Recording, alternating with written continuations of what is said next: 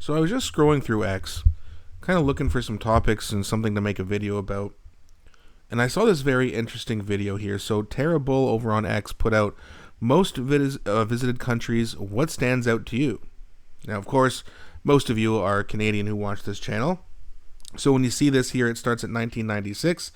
And this is from the UNWTO. This is a website that also shows the same thing. They don't show the slide, just the 2024. But you'll notice a certain country is not even in the top 20. So let's have a look at the time frame. It's an 8-minute video. I'm going to skip ahead a few times here just because it's going to take a long time if I don't. But let's just kind of see what slowly starts to happen. So Canada's number 10 was 16,955,827 people in 1996. So let's see what happens. Fast forward a little bit here to 97. Okay, we're at number 9 now, 17,000.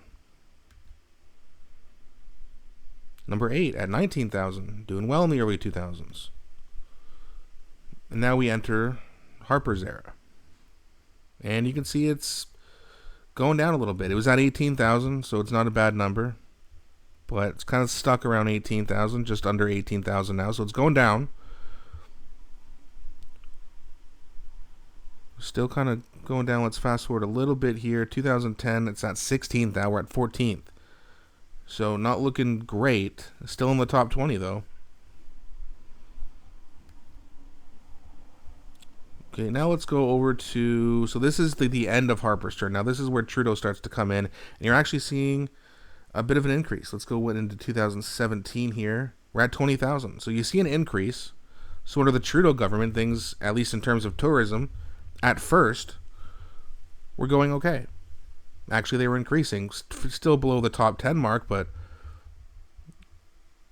we're getting there. Now at 21,000. Let's see. Now, of course, in a couple of years, you're going to see this massive falling off of a cliff, basically, for tourism in every country because of COVID.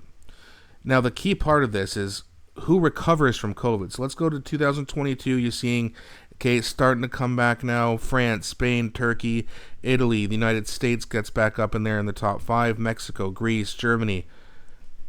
Okay.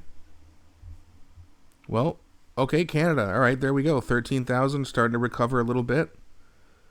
14,000, getting a little bit better. 15. Oh, and it looks like we got to around 16, and then we dropped out of the top 20 again.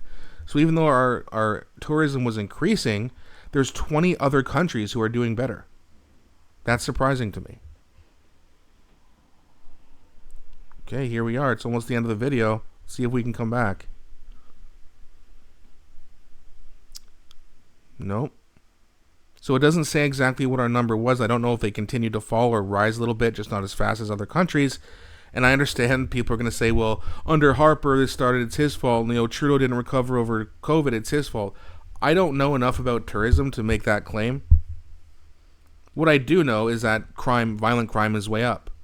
And it's so expensive here. I've even heard that a lot of migrants who come to Canada now also want to go back or go live somewhere else. It's too expensive. That affects people who are traveling on a budget. And yes, of course, there's places like France and Italy and Mexico. Like my whole life, I've heard people wanting to go there.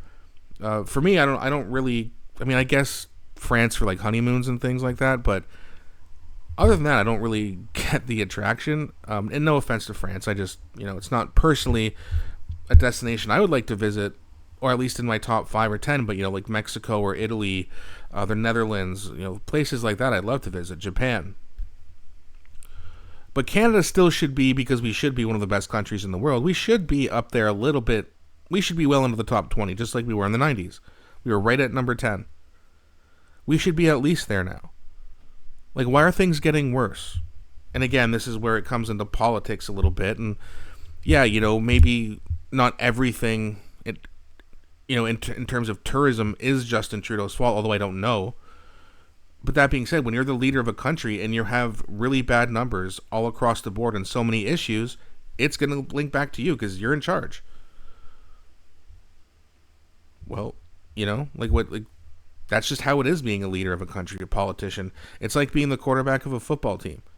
When things go too well, you're going to get too much credit. And when things go bad, you're going to get too much of the blame. But that's how it is. And it's always been like that. So when you see the numbers like that are recovering after COVID for everybody else except Canada, it's like, if we're a top country in the world, then why does no one want to come here? Was it really, like, did Trudeau really have that much of an influence? Because we know he was vastly unpopular. Especially at the end. I mean, of course he won 3 elections, but man, at the end, we were seeing his approval rating drop to the low 20s. Donald Trump, at one time, actually had a higher approval rating in this country, which is crazy. But then you look at the United States tourism, it's been, other than the COVID recession, if you want to call it that, it's been really good. So it's interesting. I mean, I don't, again, I'm not a commentary on on tourism stats. I just saw this, thought this was interesting, and thought I should share it with you guys. And of course, I want to know what you guys think. Who do you guys blame for the fact that we weren't able to recover our tourism industry like every other country was? Please don't be shy. Let me know what you think. Also, please don't be afraid to like and subscribe as well. It really helps grow the channel. Thanks so much for watching, and I'll be back shortly with a new video.